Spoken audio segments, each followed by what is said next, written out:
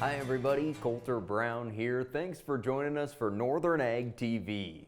Well, we're sure excited for the Celebrate Ag events that are going to be happening at Montana State next week. It's an expanded event this year, going from a weekend to now a whole week of activities. MSU Vice President of Agriculture and Dean of the College of Ag, Dr. Sreekala Bajwa, told me that they made the move because they were hearing from students and other folks that you couldn't tell it was Ag Week on campus, but they'll sure know this year as they'll have tractors and equipment parked and just all the events that are going to be happening. It's going to be a pretty fun time.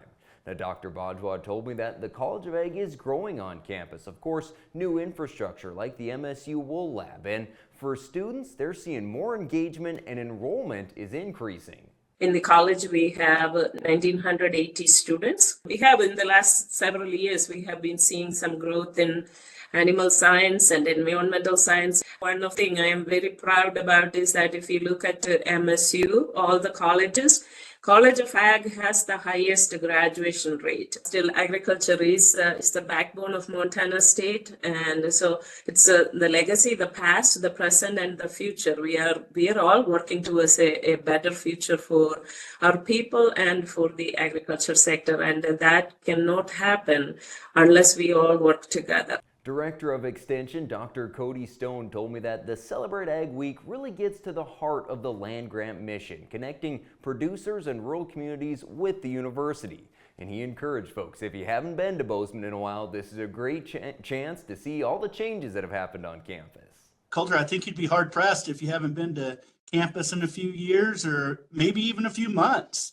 to see the growth and development, the transformation of this campus that is really taken place under the leadership of President Cruzado and her work with the legislature, with private donors, with partnerships from commodity associations and groups. So I think it's been a really great time to be at Montana State University, to be engaged with the university at large, but also with the College of Ag and their growth, with the engagement with research and the efforts going on there, and with extension. Myself, I have the honor of serving on a Young Ag Leaders panel during the Celebrate Ag Week on Monday. Then, after traveling all across eastern Montana and Wyoming, we'll be back that Saturday for the football game in Bozeman to cheer on the Cats and congratulate our friend Trig Cook, who's receiving the Outstanding Ag Leader Award.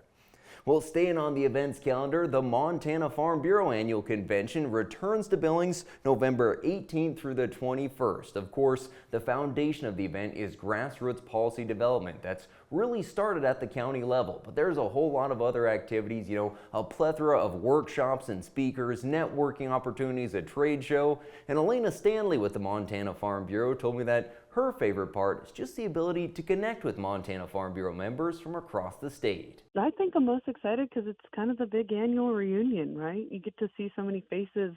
It's a celebration of our year and for our membership. We recognize so much of the hard work that's gone on throughout the past year and then really set the platform for the year ahead in the delegate session and policy development. It's a legislative year, so it's really at the forefront of people's minds that Farm Bureau has a strong stance on important topics to agriculture, and of course we have a great lobbying team that then backs those up.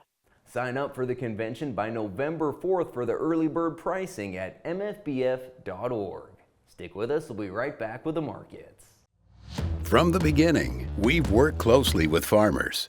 BNSF's ties to the agricultural community go back 175 years.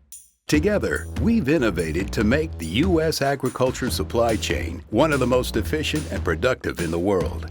Our strong relationship powers BNSF still today and helps us move the nation like no one else can.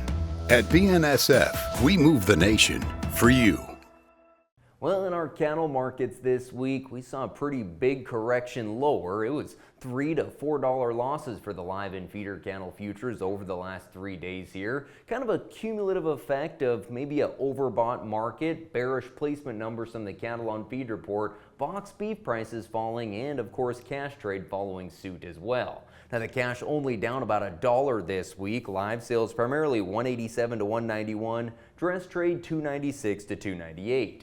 Some big calf sales taking place across the region. In Torrington this week, over 5,000 head coming to town on a mostly steady market. 3-weight steers topped out at $430, light 4-weights $370 to $395. Bunch of those mid to upper 4-weights, they were bringing $340 to $350, and 5 to 5.5 weight steers $325 to $333.